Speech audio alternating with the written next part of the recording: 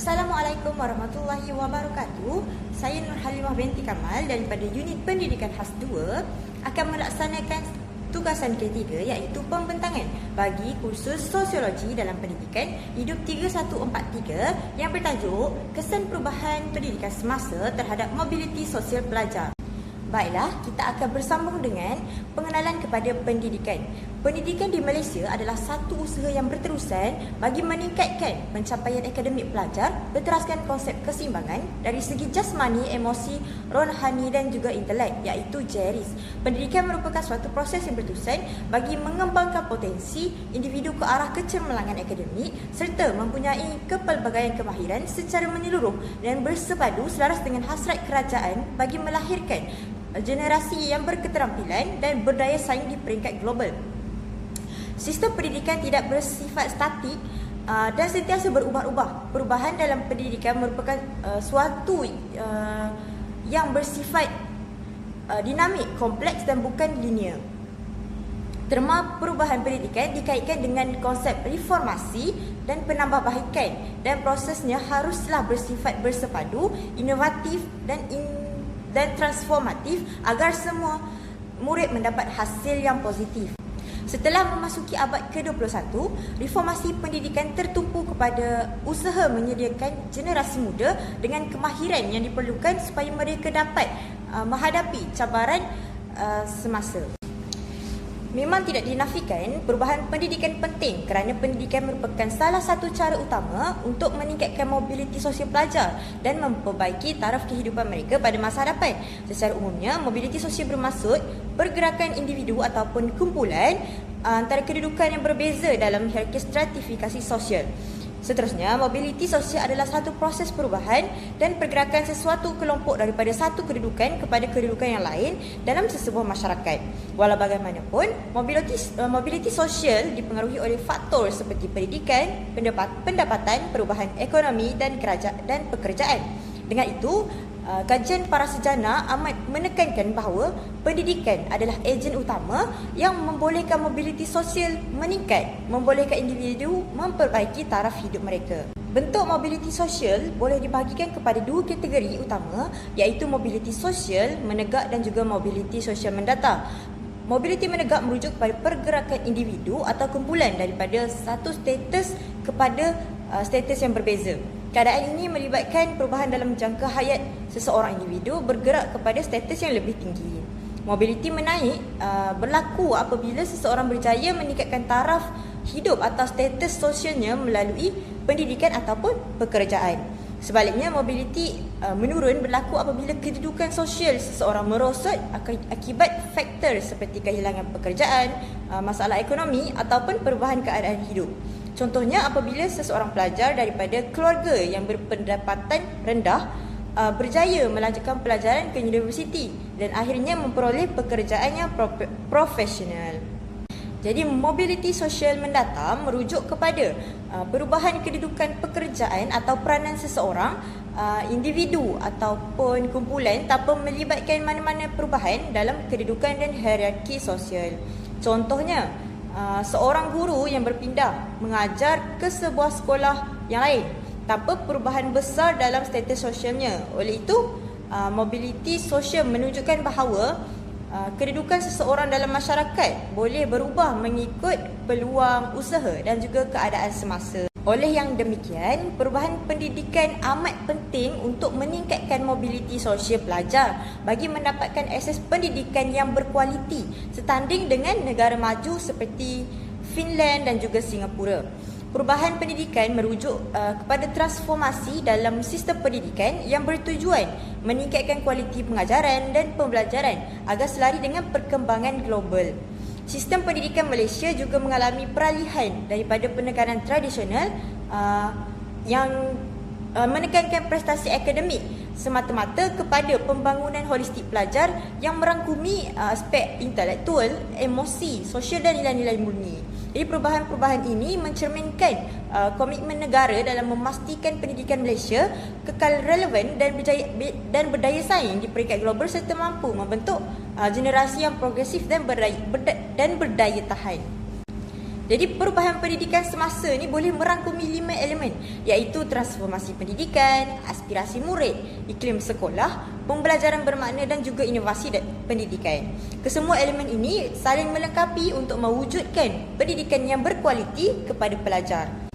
Jadi yang pertama ialah transformasi pendidikan. Seperti mana yang kita ketahui, sistem pendidikan kita telah mengalami transformasi pendidikan daripada Pelan Pembangunan Pendidikan Malaysia iaitu PPPM 2013-2025 kepada Rancangan Pendidikan Malaysia iaitu RPM 2026 hingga 2035. Di rancangan pendidikan Malaysia ni RPM 2026 hingga 2035 ialah pelan reformasi pendidikan jangka panjang yang dilancarkan pada 20 Februari 2026 untuk membina semula sistem pendidikan negara secara menyeluruh.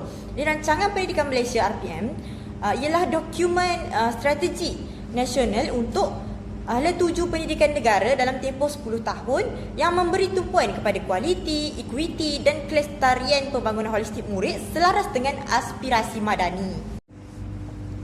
Seterusnya, mari kita lihat di manakah titik mula bagi rancangan pendidikan Malaysia. Berdasarkan kepada pencapaian PPM yang terdahulu, RPM akan melaksanakan pelbagai inisiatif dan usaha bagi meningkatkan pendidikan yang berkualiti kepada murid melalui rancangan pendidikan Malaysia yang terkini.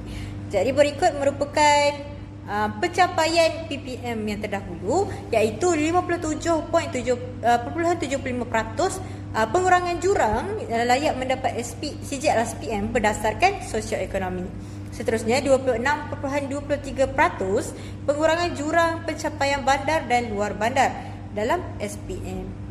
Berikut merupakan pencapaian bagi PPPM 2013 hingga 2025. Jadi apa lagi yang belum dicapai di dalam PPM akan diusahakan untuk dicapai dalam RPM dalam rancangan pendidikan Malaysia. Sebagai contoh, masih lagi belum tercapai skor PISA 2022 masih di bawah purata OECD di mana membaca 388, sains 416 dan matematik 409. Selain itu, enrolment STEM masih lagi berada pada 50.83% di mana belum lagi mencapai sasaran sebenar sepatutnya iaitu 60%. Akhir sekali, jurang akses teknologi dan kemudahan asas antara kawasan bandar dan pedalaman kekal ketara. Ini merupakan cabaran-cabaran yang masih belum lagi tercapai di PPM dan akan diusahakan oleh KPM dalam rancangan pendidikan Malaysia. Seterusnya, mari kita bersambung kepada kerangka rancangan pendidikan Malaysia RPM 2026 hingga 2035. Jadi wawasan dan hala tuju bagi RPM ialah pendidikan bermutu, insan terdidik dan negara sejahtera. Hala tuju bagi RPM pula ialah melestarikan sistem yang bermutu untuk membangunkan potensi individu bagi memenuhi aspirasi negara. Matlamat RPM 2026-2035 ingin melahirkan insan sejahtera, beradab, berilmu, berkemahiran, berdaya tahan dan berkeyakinan yang berteraskan falsafah pendidikan kebangsaan. Ingat itu, tumpuan RPM pada kali ini ialah mutu, akses dan equity, ketersediaan sumber dan kecekapan, keluasan dan kemampanan. Dengan itu, RPM bertemakan merapatkan jurang, meningkatkan mutu, meraih kejayaan bersama. Terdapat 7 teras strategik di dalam RPM. Teras yang pertama ialah memastikan sistem pendidikan Malaysia yang terangkum, dinamik dan relevan. Teras strategik yang kedua, mengoptimumkan potensi setiap murid melalui pengalaman pembelajaran yang bermakna untuk menjadi warga negara yang global. Teras strategik yang ketiga, mentransformasikan pendidik agar berkeupayaan tinggi dan dan berorientasikan masa hadapan. Teras strategi 4, fizikal dan digital di semua memantapkan prasarana institusi pendidikan KPM. Teras strategi yang kelima, mempergiat sinergi antara institusi pendidikan KPM dengan semua pihak berkepentingan. Teras strategi yang keenam, membudayakan kemampanan dalam ekosistem pendidikan. Dan teras strategi yang terakhir, ingin meningkatkan kecekapan takbir, urus dan sistem penyampaian. Seterusnya, apakah kesan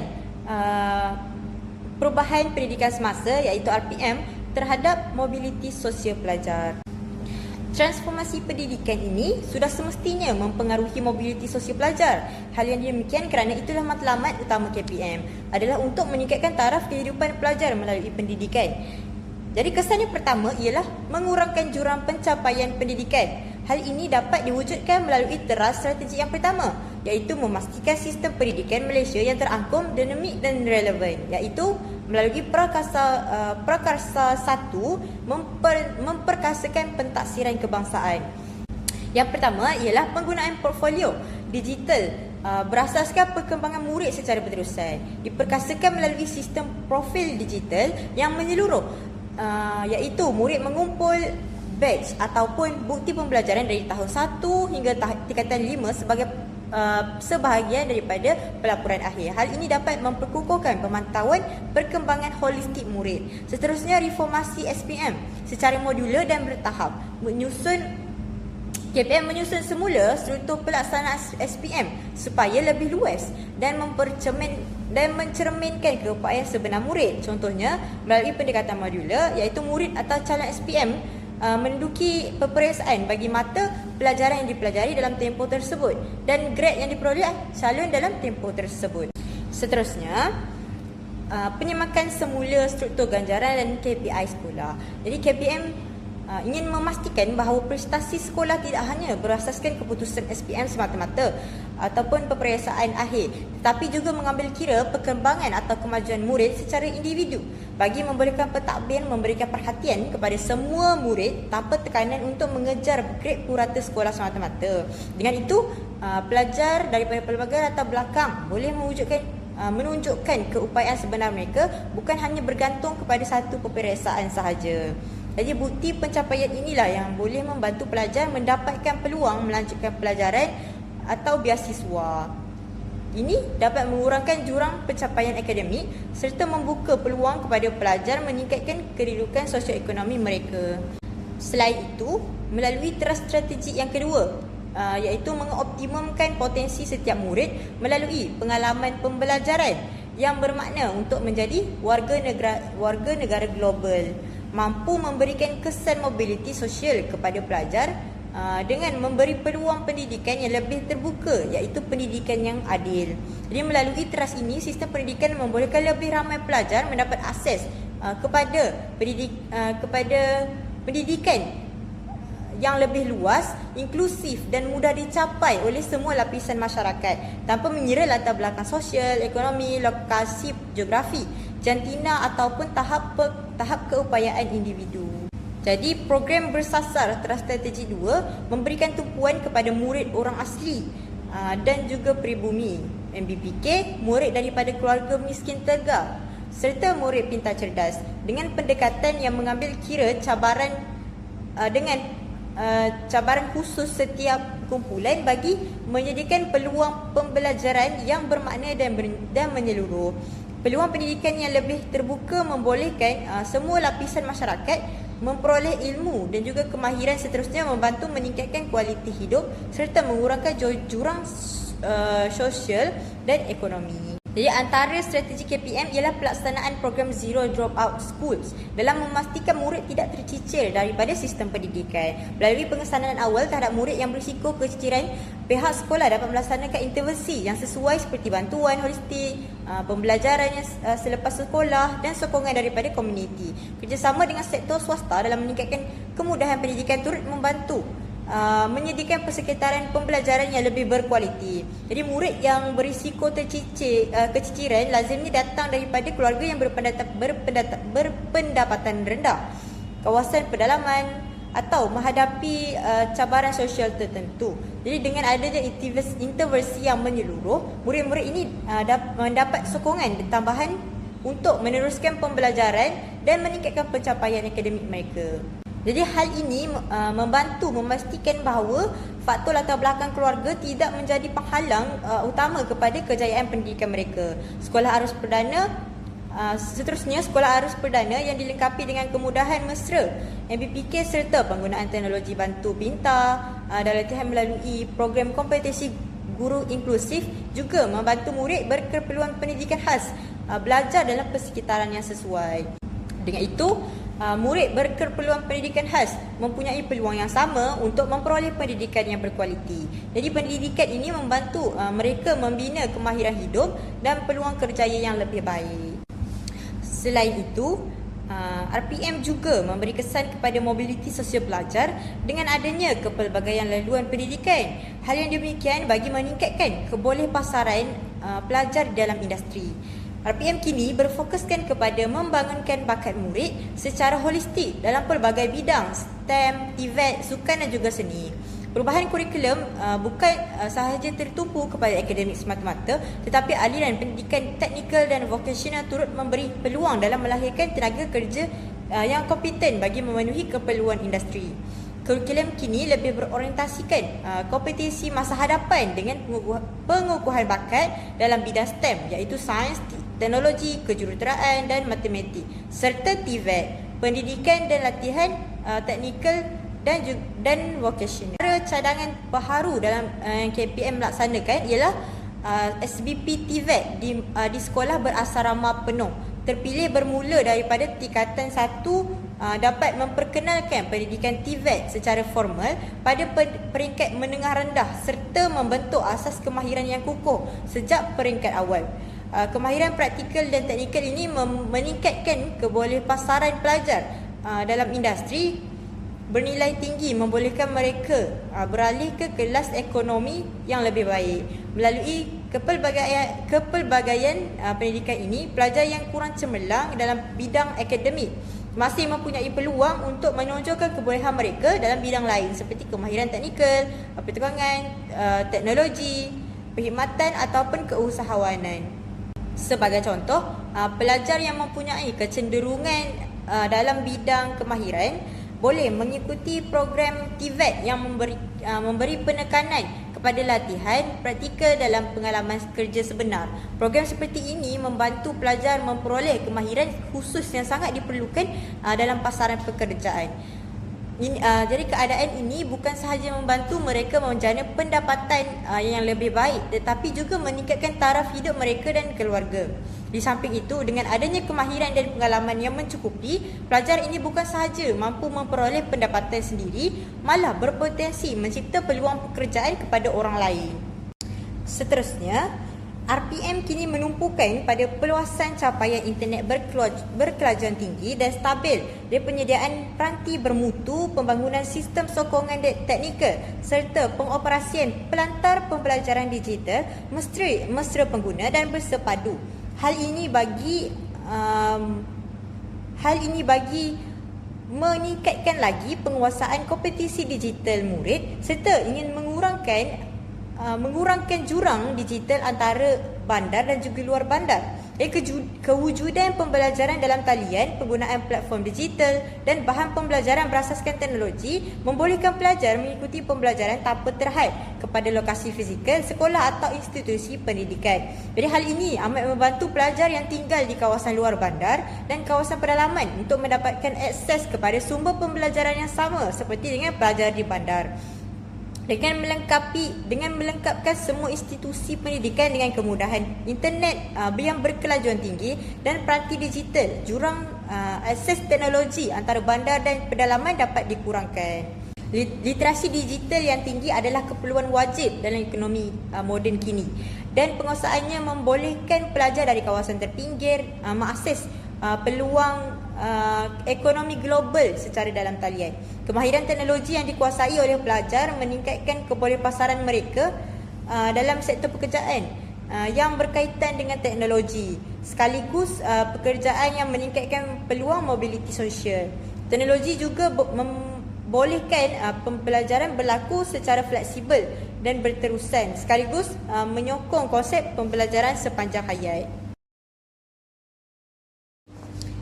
Seterusnya, berikut merupakan salah satu inovasi pendidikan yang diterajui sendiri oleh KPM, di mana KPM ingin membina ataupun memperkenalkan satu AI, Artificial Intelligence model KPM, di mana AI ini digunakan bagi memudahkan pendidik dan juga pelajar mengakses bahan pembelajaran dengan lebih mudah. AI ini juga bertujuan untuk mengurangkan jurang digital antara murid bandar dan murid luar bandar, di mana pendidikan itu, akses bahan pembelajaran itu dapat dilaksanakan secara meluas. Murid luar bandar juga mempunyai pendedahan yang sama seperti dengan murid luar bandar. Jadi murid luar bandar mampu untuk mengakses pendidikan yang lebih berkualiti melalui AI ini. Sebagai contoh, AI ini menjadikan tutor pintar, ejen pedagogi yang berfungsi sebagai tutor digital peribadi yang membimbing murid secara langkah demi langkah, membolehkan pembelajaran kendiri lebih tersusun dan interaktif. Jadi AI pedagogi ini dapat membantu murid secara kendiri, di mana murid belajar secara sendiri menggunakan tutor pintar tersebut bagi meningkatkan pengetahuan yang masih lagi belum dikuasai oleh murid. Jadi secara pembelajaran kendiri ini, murid luar bandar juga mampu untuk akses kepada tutor pintar. Selain itu, AI chatbot, di mana AI chatbot ini digunakan sebagai bantuan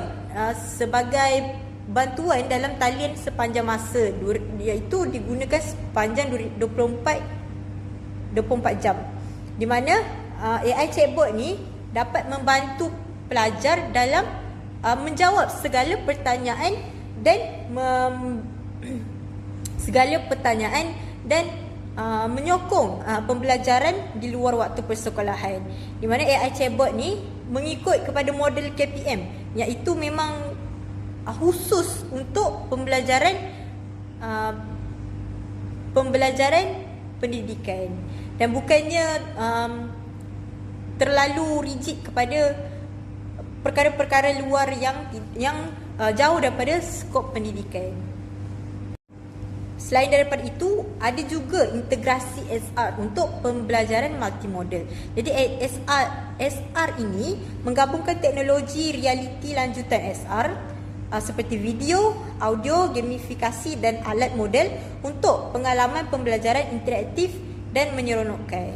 Jadi SR ini amat membantu untuk meningkatkan motivasi pelajar dengan pembelajaran yang lebih menyeronokkan, dan bukannya berdasarkan kepada penggunaan buku teks sahaja. Selain daripada itu juga, melalui Trust Strategic 5, Trust Strategic 5, strategi yang kedua, KPM juga ingin memperkukuh ekosistem penyaluran sumber. Hal ini bagi meningkatkan kecekapan pengagihan bantuan. Jadi KPM memperkenalkan pembangunan sistem akses tunggal, iaitu SAT, pelantar digital sehenti bersepadu yang menyenaraikan keperluan institusi pendidikan KPM dan tawaran sumbangan daripada pihak berkepentingan. Jadi langkah ini membantu mengurangkan pertindihan bantuan dan memastikan kawasan yang kurang menerima sokongan mendapat peluang yang saksama. SIT turut menyediakan papan permuka interaktif yang memaparkan status permohonan, trend bantuan mengikut negeri, peta keperluan nasional dan indikator kesiapsiagaan institusi pendidikan KPM. Hal ini bagi mengurangkan jurang antara sekolah bandar dan luar bandar, sekaligus memberi peluang yang lebih adil kepada semua pelajar untuk berjaya. Selain itu, Trust Strategic 3 bertujuan adalah untuk mentransformasikan pendidik agar berkeupayaan tinggi dan berorientasikan masa hadapan. Hal ini bagi meningkatkan kualiti pengajaran dan pembelajaran sekaligus dapat mendedahkan murid kepada pendidikan yang lebih berkualiti dan juga meluas. Berikut merupakan satu kerangka bagaimana ingin mewujudkan ataupun membina jiwa pendidik berasaskan kepada 4, iaitu guru mestilah ada orientasi ilmu instruksional, mempunyai pelibatan dengan komuniti serta kualiti peribadi. Sebagai contoh, dalam orientasi ilmu, guru mestilah memahami falsafah dasar kurikulum dan pengetahuan terhadap DSKP. Seterusnya, dalam instructional, sebagai contoh, guru perlulah melaksanakan pengajaran yang berfokuskan kepada kompetensi murid. Selain itu, seorang guru ni mestilah mempunyai satu hubungan dengan komuniti luar, di mana hubungan ini amat penting untuk memastikan murid ni mendapatkan pendidikan yang berkualiti sesuai dengan potensi mereka. Sebagai contoh, ibu bapa. Jadi ibu bapa ni merupakan satu medium yang sangat penting untuk guru mendapatkan segala maklumat tentang murid, serta guru dapat menyalurkan segala perkembangan murid kepada ibu bapa. Tidak dengan itu sahaja, selain itu KPM ada juga menekankan bahawa seorang guru ni perlulah mempunyai skill-skill yang penting untuk mewujudkan satu pembelajaran yang bermakna, di mana yang pertama ialah upskilling, iaitu meningkatkan kemahiran sedia ada bagi memperkukuh mutu pengajaran dan pembelajaran. Yang kedua ialah reskilling, iaitu membantu pendidik memperoleh kemahiran baharu yang diperlukan untuk menyesuaikan diri dengan perubahan peranan dan konteks pendidikan. Akhir sekali, cross skilling pula merujuk kepada pendidik menguasai kemahiran yang pelbagai atau merentas bidang untuk menyokong keperluan murid dan juga sekolah. Jadi dengan itu lengkaplah seorang guru yang mempunyai kompetisi yang tinggi. Jadi dengan ini mereka mampu merancang dan melaksanakan pengajaran dengan lebih terancang, kreatif dan berfokuskan kepada keperluan murid. Apabila guru mempunyai tahap kompetensi yang tinggi, mereka mampu melaksanakan pengajaran dengan lebih terancang, kreatif dan berfokuskan kepada keperluan murid. Sebagai contoh, guru boleh menggunakan pelbagai strategi pengajaran dan pembelajaran yang berpusatkan murid, ataupun penggunaan teknologi digital, pembelajaran kolaboratif serta pendekatan kontekstual. Dengan itu, pengajaran yang berkualiti ini membantu murid daripada latar belakang sosioekonomi rendah meningkatkan pencapaian pendidikan mereka. Guru yang berkemahiran tinggi mampu mengenal pasti kelemahan pembelajaran murid dan menyediakan bimbingan atau intervensi yang sesuai agar mereka ini tidak tercicir dalam pembelajaran. Pendidikan semasa juga mempengaruhi aspirasi murid, di mana KPM menekankan bahawa kemahiran literasi dan numerasi dalam kalangan murid. Hal ini bagi meningkatkan mobiliti sosial pelajar dengan mengurangkan risiko keciciran. Jadi dapatan dalam saringan murid tahun 1 sesi 2024-2025 ada menunjukkan bahawa tahap penguasaan kemahiran asas yang membimbangkan, iaitu 53% murid tidak menguasai literasi bahasa Melayu, 21% tidak menguasai numerasi dan 36% gagal menguasai kedua-duanya. Jadi dengan itu RPM ini memperkenalkan satu dasar di mana kemasukan murid ke sekolah rendah pada usia 6 tahun. Hal ini bagi memberikan peluang kepada kanak-kanak untuk memulakan pembelajaran asas yang lebih awal. Pada peringkat ini, murid didedahkan kepada kemahiran literasi seperti membaca, menulis dan memahami teks serta kemahiran numerasi seperti mengenal nombor, mengira dan menyelesaikan masalah matematik asas. Apabila murid menguasai literasi dan numerasi ni sejak awal persekolahan, mereka lebih mudah mengikuti pembelajaran dalam pelbagai mata pelajaran dan mencapai prestasi akademik yang lebih baik. Pencapaian akademik yang tinggi membuka peluang kepada mereka untuk melanjutkan pendidikan ke peringkat yang lebih tinggi serta memperoleh pekerjaan yang lebih berkualiti pada masa hadapan. Hal ini sangat penting terutamanya bagi murid daripada keluarga berpendapatan rendah kerana pendidikan menjadi saluran utama untuk meningkatkan taraf hidup dan kedudukan sosial mereka dalam masyarakat. Selain daripada itu, KPM juga berhasrat untuk meningkatkan kemahiran berfikir murid di mana murid mampu untuk meningkatkan kemahiran abad ke-21. Jadi berikut merupakan inisiatif kerajaan dalam meningkatkan kemahiran abad ke-21 murid. Yang pertama, melalui co-curriculum dan juga co-curriculum. Jadi antara inisiatif KPM ialah dengan menekankan kepada pembelajaran berasaskan projek, pembelajaran berasaskan komuniti dan pembelajaran autentik.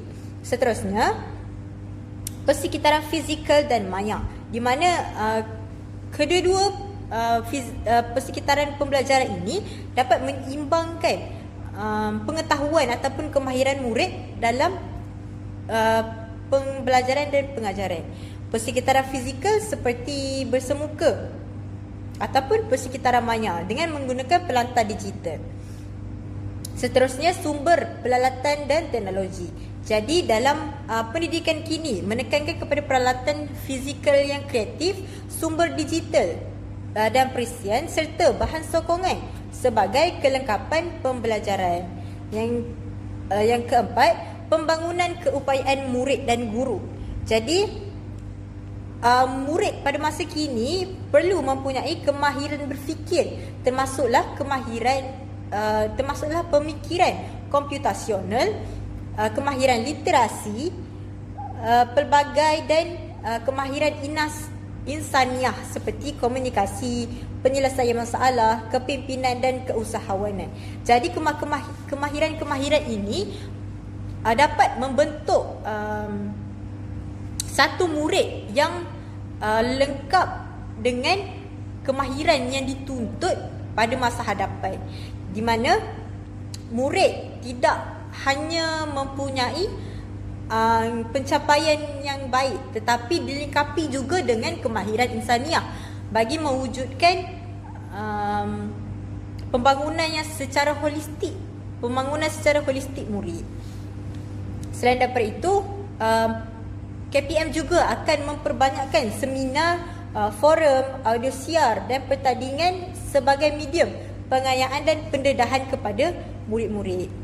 Akhir sekali, KPM juga menekankan kolaborasi dan jaringan di mana adanya kerjasama dengan industri, institusi pendidikan tinggi, komuniti, alumni, PIBG dan PIBKS.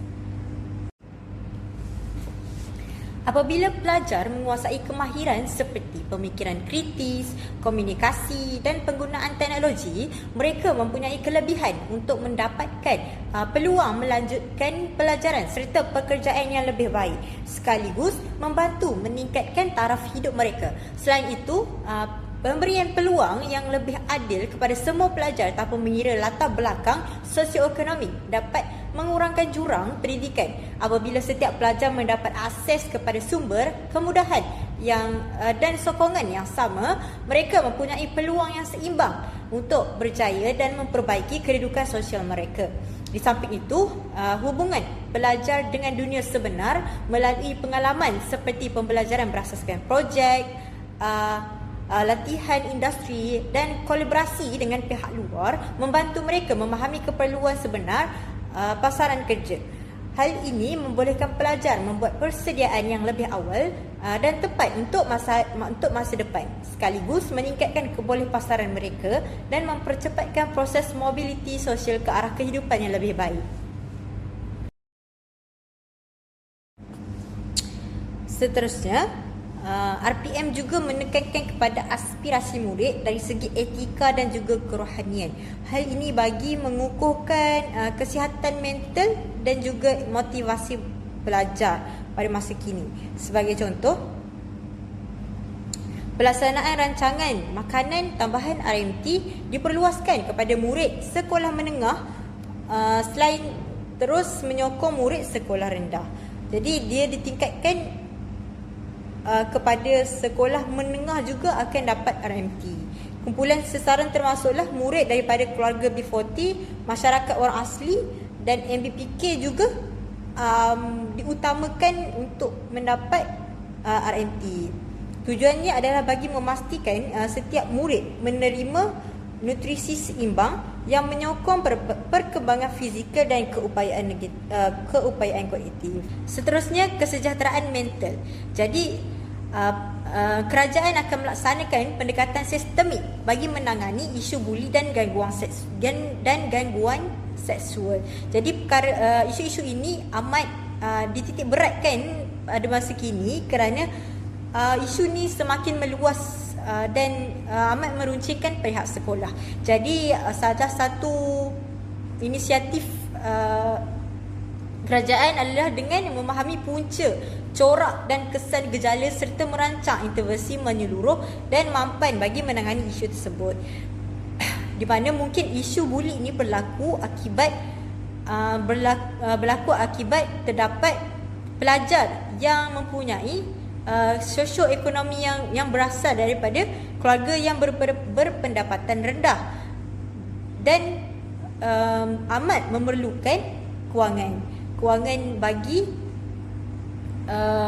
memperoleh sebagai contoh makanan. Jadi akibat keperluan kepada pelajar tersebut, dia melaksanakan buli kepada pelajar yang mungkin mempunyai kewangan yang lebih, yang berpendapatan tinggi. Jadi buli ini dilaksanakan untuk memenuhi keperluan dia.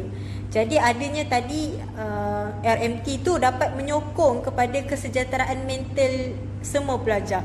Pelajar yang berkemampuan rendah pun mampu memperoleh makanan yang bagi menyokong keperluan dia. Dengan itu mungkin salah satu cadangan untuk menangani isu buli. Selain daripada itu, kurikulum persekolahan 2027 juga dibina bagi meningkatkan pembelajaran bermakna dan penerapan 6C dalam kalangan murid, iaitu kreativiti, critical thinking, kolaborasi dan sebagainya. Jadi antara kesan mobiliti sosial yang dapat kita lihat melalui kurikulum persekolahan 2027 ialah KPM kini ingin mewujudkan murid yang fasih digital, iaitu mempunyai pemikiran komputasional, pengurusan data dan teknologi yang menyediakan murid-murid ni menguasai ekonomi digital. Jadi kemahiran ini dapat menjadi pemacu utama supaya murid mendapatkan pekerjaan yang berpendapatan tinggi dan sesuai dengan pasaran kerja moden. Selain daripada itu, kurikulum 2027 juga menekankan bahawa murid perlulah mempunyai kemahiran komunikasi global dan antara budaya, di mana sebagai contoh, murid mempunyai kemahiran dan interaksi global dan komunikasi interpersonal yang amat penting bagi membolehkan murid bersaing di peringkat antarabangsa dan beroperasi dalam persekitaran kerja yang pelbagai, yang seterusnya membuka pintu kepada peluang ekonomi yang lebih luas tanpa mengira latar belakang asal mereka. Sebagai contoh, murid daripada latar belakang yang berpendapatan rendah tetapi mempunyai kemahiran dan di sekolah pun diterapkan kemahiran komunikasi global, di mana murid mempunyai kemahiran yang tinggi dalam bahasa Inggeris. Jadi itu merupakan satu peluang kepada murid untuk mendapatkan pekerjaan yang lebih baik, kerana pada masa kini bahasa perantaraan, bahasa Inggeris tu amat penting bagi seseorang individu ini meningkatkan taraf kehidupan mereka, kerana dalam industri kini pun masih amat mementingkan bahasa Inggeris. Jadi itu merupakan satu platform kepada murid untuk meningkatkan daripada keluarganya yang berpendapatan rendah dengan pekerjaan yang lebih baik bagi meningkatkan taraf kehidupan murid tersebut.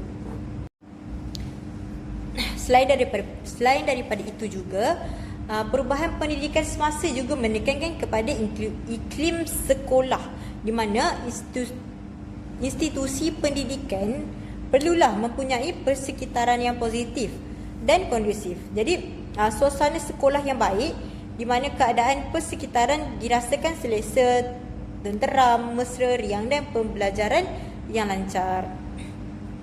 Hal ini kerana iklim sekolah yang kondusif juga mempengaruhi perkembangan pelajar, terutamanya melalui pengenalan konsep pendiri, keberkesanan, keupayaan bekerja dan kemampuan membina hubungan yang lebih baik dengan orang.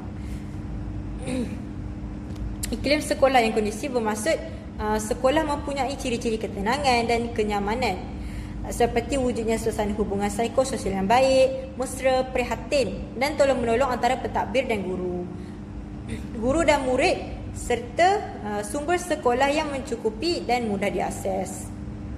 KPM turut melaksanakan inisiatif bagi memperkukuhkan pembangunan prasarana yang terangkum dan lestari. Hal ini bagi meningkatkan akses pendidikan yang berkualiti kepada murid. Jadi itu merupakan salah satu inisiatif KPM dengan penyediaan prasarana dan kemudahan pendidikan yang baik bagi membantu mewujudkan persekitaran pembelajaran yang selesa, selamat dan sesuai untuk murid belajar. Di persekitaran yang kondusif membolehkan murid mempunyai memberi tumpuan sepenuhnya semasa proses pembelajaran. Apabila murid belajar dalam suasana yang baik, mereka lebih bermotivasi untuk belajar dan berpeluang mencapai prestasi akademik yang lebih baik. Kemudahan seperti teknologi digital, perpustakaan, makmal dan bahan pembelajaran moden membolehkan murid mendapatkan pelbagai sumber ilmu. Akses kepada sumber pembelajaran yang luas membantu murid memahami pelajaran dengan lebih mendalam serta meningkatkan kemahiran seperti pemikiran kritis, kreativiti dan penyelesaian masalah. Jadi hal ini membantu murid membina pengetahuan dan kemahiran yang diperlukan untuk masa hadapan. Apabila kemudahan pendidikan disediakan dengan secara lebih menyeluruh, termasuk di kawasan luar bandar, jurang pendidikan antara sekolah bandar dan luar bandar dapat dikurangkan. Jadi murid di luar bandar juga mendapat akses kepada teknologi, kemudahan pembelajaran dan sokongan pendidikan yang sama seperti murid di bandar. Keadaan ini memberi peluang yang lebih adil kepada semua murid untuk mencapai kejayaan dalam pendidikan dan meningkatkan peluang mobiliti sosial mereka pada masa hadapan. Sebagai contoh, pembangunan prasarana yang dilaksanakan oleh KPM ialah dengan memperkukuhkan pembangunan prasarana pendidikan yang strategi dan responsif, memantapkan pengurusan aset, penyelenggaraan proaktif dan berfasa untuk kelestarian prasarana KPM. Selain daripada itu, memperkasakan prasarana dan sokongan pembelajaran bagi pendidikan khas serta memperkukuh kemudahan sedia ada yang berfungsi, terangkum dan berimpak. Di samping itu, pembangunan prasarana ini juga diperkasakan bagi pembelajaran pendidikan khas. Hal yang demikian bagi mewujudkan pembelajaran yang inklusif di mana murid berpendidikan khas berpeluang untuk meningkatkan mobiliti sosial mereka dengan memperoleh akses pendidikan yang berkualiti. Pelaksanaan prakasa ini menuntut kepada keperluan perluasan program pendidikan khas yang merangkumi Sekolah Pendidikan Khas SPK, Program Pendidikan Khas Integrasi PPKI dan Program Pendidikan Inklusif PPI. dengan melengkapkan kemudahan mesra orang kelainan upaya OKU serta memantapkan perkhidmatan sokongan dan pembelajaran pendidikan khas secara mampai, sistematik dan terancang untuk memastikan sistem pendidikan yang terangkum serta asas sesama bagi MBPK. Dengan itu, murid berkeperluan khas diberikan peluang yang sama untuk belajar dan berkembang dalam persekitaran pendidikan yang menyokong keperluan mereka secara tidak langsung, membuka peluang kehidupan yang lebih baik dan meningkatkan taraf hidup mereka. Sebagai contoh pembangunan prasarana ialah dengan melengkapkan kemudahan mesra OKU, penyediaan kemudahan asas mesra OKU seperti susur landai, susur tangan, tandas OKU dan parkir OKU serta kemudahan OKU yang lain akan dinaik taraf oleh KPM. Seterusnya, KPM memperluaskan perkhidmatan 3PK di mana 3PK bergerak diwujudkan untuk kawasan yang sukar mendapat akses kepada perkhidmatan sokongan pendidikan khas. Akhir sekali, wujudnya pembekalan peralatan sokongan pembelajaran pendidikan khas di mana peralatan seperti mesin braille, mesin embosser, papan pintar, maker kit kemahiran motor kasar dan motor halus diperbanyakkan bagi sekolah-sekolah yang luar bandar. Kesimpulannya, perubahan pendidikan semasa yang berlaku dalam Rancangan Pendidikan Malaysia RPM memberi kesan yang sangat positif terhadap mobiliti sosial pelajar. Perubahan ini juga membuka lebih banyak peluang pembelajaran yang adil dan inklusif kepada semua pelajar tanpa mengira latar belakang. Pelajar yang dilengkapi dengan ilmu, kemahiran dan pengalaman yang relevan akan menjadi lebih berdaya saing dalam pasaran kerja. Seterusnya berpeluang meningkatkan taraf hidup mereka. Oleh itu, RPM memainkan peranan penting sebagai pemangkin dalam membantu pelajar mencapai mobiliti sosial yang lebih tinggi dan membina masa hadapan yang lebih baik.